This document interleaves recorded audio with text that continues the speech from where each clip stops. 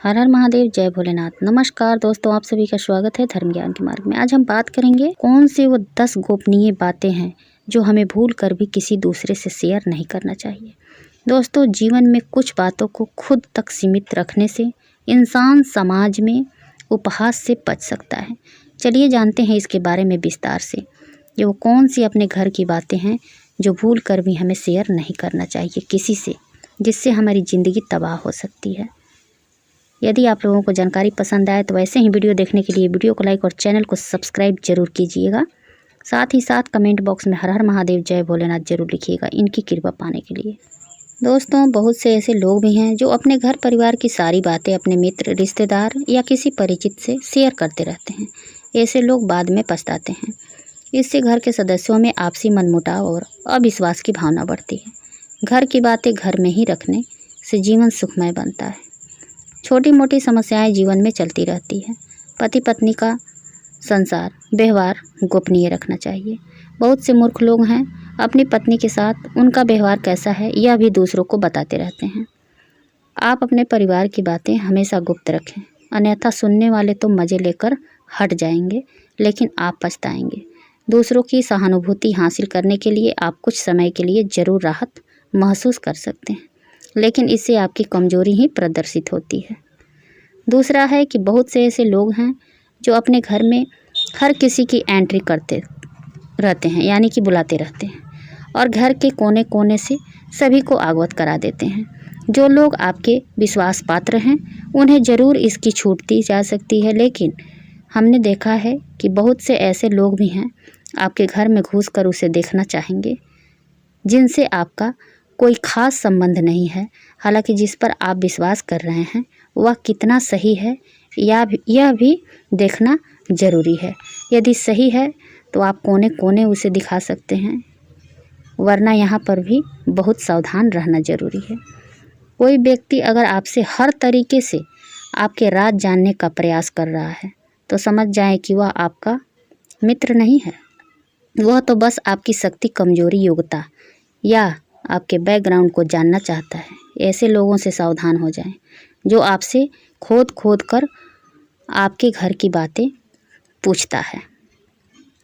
तीसरी बात है कि पुराने समय में लोग संयुक्त परिवार में रहते थे और उनके घर भी बड़े होते थे। ऐसे में यह धारणा प्रचलित हुई कि किसी को अपने घर का रहस्य नहीं बताना चाहिए। सभी के कमरे अलग अलग होते हैं और सभी का अपना व्यक्तिगत जीवन होता है। हालांकि यदि आपके रिश्तेदारों को छोड़कर आपके यहाँ कोई आता जाता रहता है तो यह सुनिश्चित करें कि उसका आना जाना ड्राइंग रूम तक ही सीमित रहे, उससे ज़्यादा अंदर आप उसे ना ले जाएं। चौथी बात है कि लोग जानना चाहते हैं कि आप कितना कमाते हैं। यदि आप सीधे सीधे नहीं बताएंगे तो ये लोग दूसरे तरीके से पूछताछ करते हैं, घुमा फिरा कर अनुमान लगा लेंगे। हालांकि आप अपने धन को जितना हो सके गोपनीय रखेंगे तो आपके लिए ही अच्छा होगा। इसलिए नहीं कि लोग कर्ज मांग लेंगे और फिर लौटाएंगे नहीं। इसके और भी कई कारण हो सकते हैं, आप समझ सकते हैं। धन को अपने परिचित या रिश्तेदारों से गोपनीय ही रखने की सलाह दी जाती है, लेकिन ध्यान रखें, अपनी पत्नी से गोपनीय रखेंगे तो आपके लिए वही धन दुखदायक साबित होगा। इसलिए आप इस बारे में अच्छे से सोच विचार कर लें। कोई भी धन हो, चाहे वो थोड़ा हो बहुत हो, पत्नी के हाथ में जरूर देना चाहिए, अगर पत्नी विश्वासजनक, विश्वास पात्र हो तब। पांचवी बात है कि यदि सार्वजनिक रूप से आपका अपमान किया जा रहा है तो उसका जमकर प्रतिकार करें। फिर भी व्यक्ति को बहुत से मामले में कभी कभी मजबूरीवश अपमान झेलना पड़ता है। अपमान को दिमाग में ज़्यादा दिन तक नहीं पालें, बल्कि इस पर विचार करें कि दोबारा कोई आपके साथ ऐसा नहीं कर पाए। यह भी याद रखें कि यदि आप अपने अपमान को प्रचारित करेंगे तो फिर कई लोग आपका अपमान करने लगेंगे, क्योंकि लोगों को आपके साथ कभी सहानुभूति नहीं रहती है। जो लोग किसी की सहानुभूति अर्जित करना चाहते हैं वहीं अपने अपमान के बारे में किसी से चर्चा करते हैं, तो अपना अपमान भी किसी से ना बताएं, एक ना एक दिन वो जरूर हंस देगा। छठी बात है कि हालांकि बहुत सी जगह यह मामले इसे गोपनीय रखना घातक भी सिद्ध हो सकता है, लेकिन बहुत से मामलों में इसे उजागर करने से आपको लोग कमज़ोर समझकर आपके साथ गलत व्यवहार करने लगेंगे या आपको मानसिक रूप से दबाने लगेंगे। इसलिए इस बारे में आप अच्छे से विचार कर लें कि कब कहाँ कौन सी कमजोरी गोपनीय रखना है। कमजोरी और अयोग्यता में फ़र्क करना भी सीखें। सातवीं बात है कि मन में बहुत सी ऐसी बातें होती हैं जिनको जग जाहिर करने से आप अपने आसपास संकट खड़े कर सकते हैं।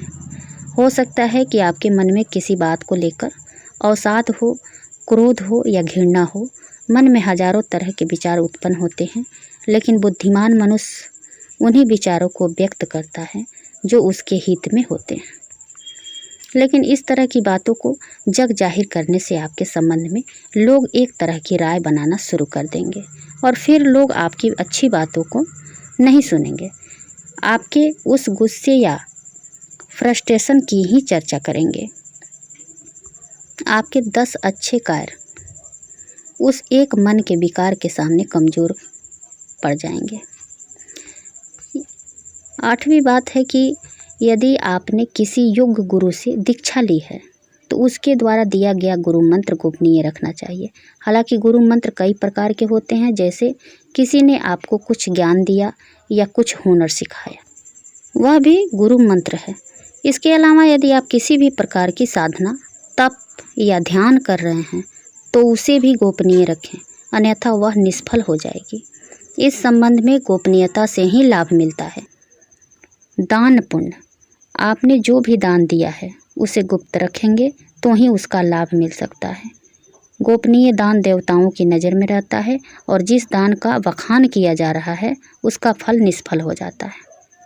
मंदिर में दान दें, किसी गरीब को भोजन कराएं या किसी भी प्रकार का पुण्य कार्य करें, उसका अपने मुंह से बखान ना करें। यदि आपने इसे किसी के समक्ष जाहिर कर दिया तो समझे वह पुण्य नष्ट हो गया। दान करने का, पुण्य करने का आपको कोई फल नहीं मिलेगा। तो दोस्तों, उम्मीद करती हूँ कि यह जानकारी आप लोगों को पसंद आएगी। यदि जानकारी पसंद आए तो ऐसे ही वीडियो देखने के लिए वीडियो को लाइक और चैनल को सब्सक्राइब कर साथ ही साथ घंटी को ज़रूर दबाइएगा, जिससे कि जो भी वीडियो मैं अपलोड करूँ सबसे पहले आप लोगों तक पहुँचे। कमेंट बॉक्स में हर हर महादेव, जय भोलेनाथ ज़रूर लिखिएगा इनकी कृपा पाने के लिए।